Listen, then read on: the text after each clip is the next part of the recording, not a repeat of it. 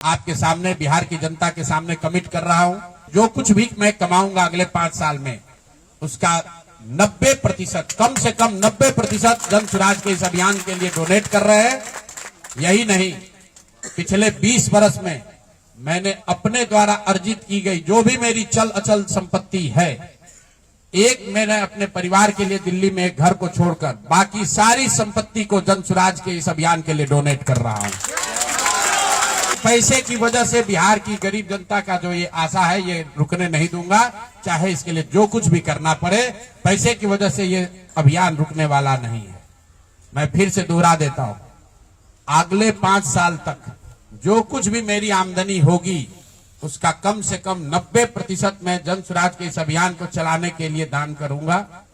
और दूसरा, पिछले 20 वर्ष में जो कुछ भी मैंने कमाया है, मेरी जो चल अचल संपत्ति है, उसमें अपने परिवार के लिए घर को छोड़कर बाकी सब कुछ जरूरत के मुताबिक जन स्वराज को डोनेट कर दिया जाएगा।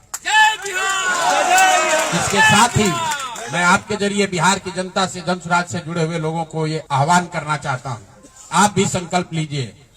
हम अपना 90% दे रहे हैं, आपसे 10% भी नहीं मांग रहे, लेकिन आज से जन स्वराज से जुड़ा हुआ हर व्यक्ति, बिहार को इस मिट्टी से प्रेम करने वाला हर व्यक्ति, आप चाहे किसी दल के हो, किसी विचार के हो, कोई भी काम करते हो, एक मदद कीजिए अपने राज्य के बेहतरी के लिए, सुधार के लिए, व्यवस्था परिवर्तन के इस अभियान के लिए।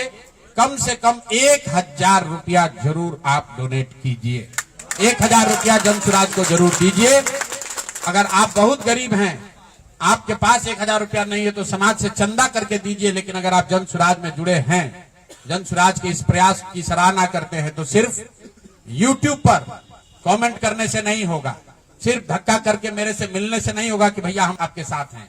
अब 1000 रुपया का कंट्रीब्यूशन आपको करना है।